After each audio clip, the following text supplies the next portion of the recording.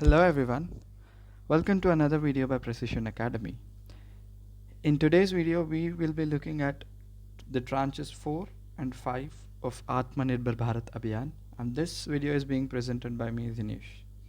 So like we did in all our previous videos, we shall be looking at the economic highlights, the legislative highlights, and the policy highlights of tranches 4 and 5 of Atma Nirbhar Bharat Abhiyan. So let's get started. So this is the package of Atma Nirbhar Bharat Abhiyan, as you already know, and our aim today in this video is discussing tranche 4 and tranche 5. So both these tranches have received a combined allocation of 48,100 crores of stimulus, yet there are certain very important and strategic regions in this particular tranches. So it is about coal, minerals, aviation, defense, space, atomic energy, ease of doing business, health, and education. So all these are some very important and strategic sectors for the government. So let us take a look at what this allocation means and what policy and legislative highlights are in this particular tranches. So we'll be taking a look at economic highlights first. So economic highlights. Viability gap funding VGF for social infrastructure projects will be increased by up to 30% of the total project cost. The total expense for developing the social infrastructure is estimated to be 8,100 crores. So we are saying a term called VGF, viability gap funding. So what is viability gap funding? So viability gap funding is the money that is given to a project which is economically viable but not financially viable. So what does this mean? So let us try and understand it easily by means of an example. So let us consider two towns A and B, and there is a huge river flowing between A and B. So in order for people from A to go to B or people from B to go to A, they have to take a very long path, which adds an unnecessary journey. So constructing a bridge is a good idea because it simplifies a lot of things for the people living in that particular place. But the problem is, so it is a good idea, and it is also economically viable because the money invested in the bridge will eventually return in terms of the money saved by people. So it is an economically viable idea. But the problem here is there might not be enough funds for the construction of bridge. So let us say we need like 100 crores to construct the bridge, and there is only 80 crores of funds available through all possible means. So this gap of 20 crores, this 20 crores which is in shortage, this is known as viability gap, and funding this gap is viability gap funding. So that is what the government is aiming to do here with the VGF. Viability gap funding for social infrastructure projects will be increased by up to 30% of the total project cost. So this VGF will be increased by 30% cost. So government usually does this VGF in normal times also, but now they are increasing this VGF by 30%, and this is expected to cost us 8,100 crores, and an additional allocation of 40,000 crores for MGNREGS. So MGNREGA allocation will boost rural economy by improving what? Rural employment. So by giving an additional funding of 40,000 crores to MGNREGs, the government has raised the total funding of MGNREGs. So there is already 61,500 crores of money allocated to MGNREGs. On top of it, 40,000 crores has been allocated. So this brings up the total of MGNREGs to 1,01,500 crores, which is a 65% increase for 2021, for the financial year 2020 to 21. So the 48,100 crores in tranches 1 and 5 is spent as follows. So 8,100 crores for the viability gap funding and an additional allocation of 40,000 crores for MGNREGs. So this is all about the economic highlights. So viability gap funding and additional MGNREGs allocation. So moving on, we will take a look at the policy highlights now. So policy highlights in civil aviation sector. So efficient airspace management is one policy highlight. So throughout India there are certain restrictions and there are certain places where planes can fly and cannot fly. So there are certain no-fly zones where no planes, especially civilian planes, cannot fly. So our government has actually decided to ease these restrictions, so decrease these restrictions and make these no-fly zones a little less smaller, so that airlines can utilize this space properly. Airlines can utilize the Indian airspace properly, and this move is estimated to save around 1,000 crores per year to aviation sector. So this move is expected to save 1,000 crores per year to all the players in aviation sector. So Indian proper utilization of Indian airspace is one of these policy highlights in civil aviation sector. And public private partnership model for airports, PPP model for airports. In the first round, so PPP model for airports is basically meant for the construction of airports. So construction of airports will be taken up through PPP model, and in the first round, Airports Authority of India has awarded 3 airports: Ahmedabad, Lucknow and Mangaluru, and there are even more airports that are expected to come in this pipeline. So the private sector in these private sector investment is estimated to be around 13,000 crores in these airports. So these are the results of these particular policies. So the major policy changes are efficient airspace management and public private partnership model for the construction of airports in the division of civil aviation. So let us take a look at more policy highlights.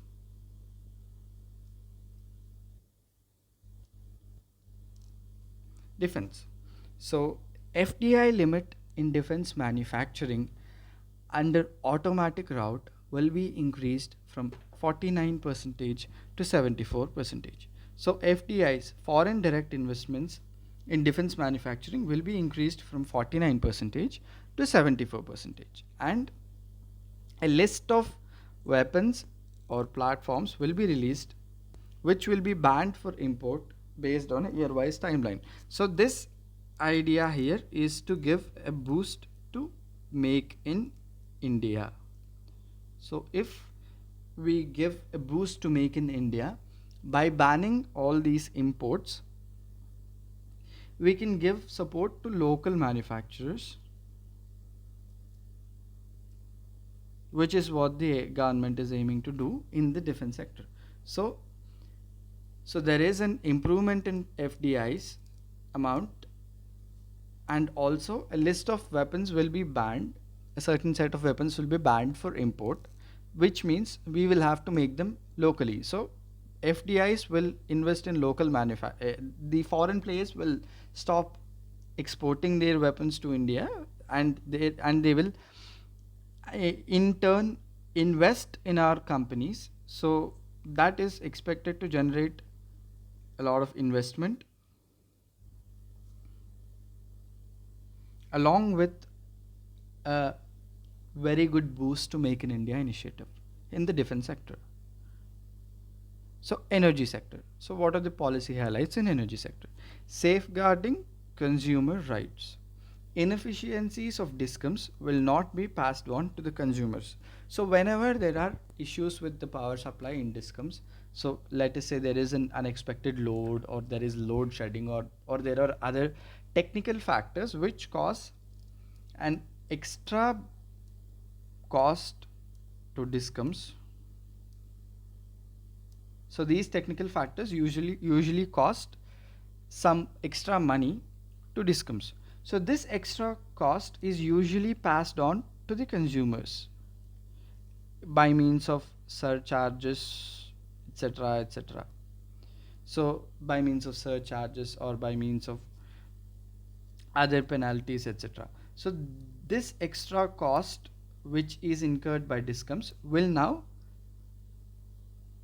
not be passed on to the consumers anymore. So the consumers will not have to pay a price for the fault of the discoms.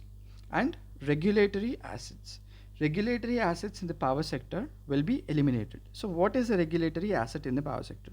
So a regulatory asset in a power sector usually means that this is an all pre-approved hike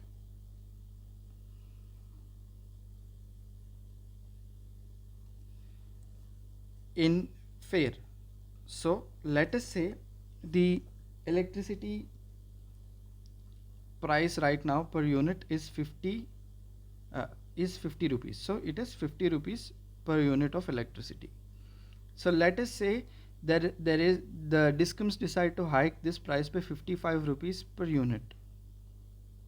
So sometimes this hike is directly not passed down to the customers. Rather, this hike of 5 rupees per unit on the entire customer base will be a total of 5 into the number of customers. So it will basically be 5 into the number of customers. So this value of 5 into the customers, this total money is will be given to the discoms by governments.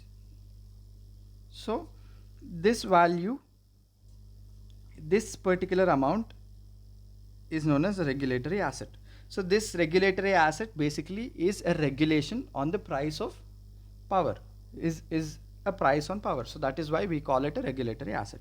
So regulatory assets in power sector will be eliminated. Regulatory asset is the fund which belongs to discom due to approved tariff hike. So that is what a regulatory asset is, and these regulatory assets will be eliminated by means of sales or by means of liquidation wherever and whenever is applicable, whatever is applicable to that particular case. So yes, so one more thing in energy. So privatization of power distribution. So power departments slash utilities in union territories will be privatized. So the power departments and utilities in union territories have so far been operated by government. So there is a provision in our policies to privatize this particular power distribution in union territories. So that is one another policy highlight in energy sector. Moving on to the housing sector. So support to real estate sector. COVID-19 will be treated as an event of force majeure. That is, COVID-19 will be treated as an act of God under real estate regulatory authority by states slash union territories and their regulatory authorities. So RERA and all the other allied real estate development authorities, real estate development and regulatory authorities in states will consider COVID 19 as an act of God. So, what does an act of God mean? Act of God is any event which is beyond control of humans. And other examples of acts of God will be earthquakes, tsunamis, any natural disasters. So sometimes these particular disasters cannot be controlled by humans. So COVID 19 will also be treated as an act of God under this particular provision, and an extension of 6 months will be given, which can be further increased to 3 months for the completion of new projects. For the completion of projects, so completion of projects gets 6 to 9 months of extension. So this completion of projects will get 6 to 9 months of extension from RERA and other real estate development authorities, and partial bank guarantees will also be released by government agencies to ease cash flows. So COVID-19 pandemic basically affected cash flow of every company, and in order to also facilitate this, bank guarantees will also be issued by the central government to certain real estate agencies in order to ease their cash flows, and an extension of 6 to 9 months for the due date of completion of their project has been given by the central government by treating COVID-19 as an act of God, force majeure, or an act of God. So let us move on to the social sector. So let us see what the policy highlights are in social sector. In social sector, public health. We are concerning ourselves with public health right now.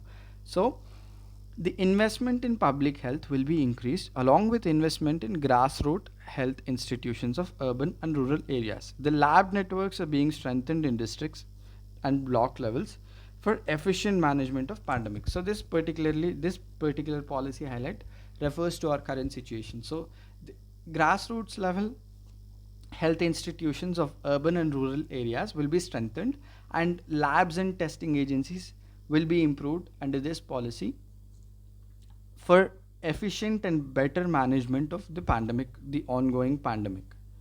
And the National Digital Health Blueprint will be implemented, which aims at creating an ecosystem of support universal health coverage in an efficient, inclusive, safe, and timely manner using digital technology. So, the National Digital Health Blueprint basically aims at creating an e-health ecosystem of all our citizens. So everybody's medical records will be digitized, and efficient and inclusive, safely and timely care will be provided to all the citizens of our country in the days to come under this National Digital Health Blueprint. So that concludes our discussion of policy highlights across various sectors. So let us now discuss certain legislative highlights that have been brought about in tranches 4 and 5. So in energy sector, there were some policy highlights which we have discussed. Now there are certain legislative highlights. So reduction in cross subsidy. The Electricity Act 2003 will be amended to ensure a progressive reduction in cross subsidies in the sector. So the Electricity Act 2003 will be amended to remove those subsidies, these cross subsidies that that various governments and discoms give out to people. So there are slowly efforts being made to remove all the energy subsidies that are being given out to the public. Instead of giving out subsidies, everybody will be asked to pay the full bill, and a direct benefit transfer will be planned for providing subsidy to eligible customers. But for the underprivileged and for the economically poorer sections of our society, rather than giving them a subsidy in the initial bill, a direct benefit transfer will happen wherein the consumer has to pay the full bill first and then he will receive a direct benefit transfer, which is a cash payment back from the government. So that is a key change. And commercial coal mining. So in March 2020, the Mineral Laws Amendment Bill was passed. So this bill has opened up the coal sector for commercial mining, which means coal blocks will be auctioned to the highest bidder. So coal blocks will be auctioned to the highest bidder, and any players, whether they are private or whether they are individuals or whether they are anything else, they can freely take part in this coal mining auctions. And these entry norms will be liberalized and nearly 50 blocks will be offered for auction immediately. So we have decided to give a huge boost to the coal mining operations of India. So we have amended the mineral laws bill and we have opened up the coal sector for commercial mining by various private sector players. So they can not only give that coal to our government for power production, they can also export it if they so choose. And these coal blocks will be auctioned off to the highest bidder, and 50 blocks will be offered immediately, and plans are being made to offer more blocks soon. So that concludes our discussion on the legislative highlights. So I hope you've enjoyed this video. If you've liked this video, please like and subscribe it. Like and subscribe to the video and subscribe to our channel.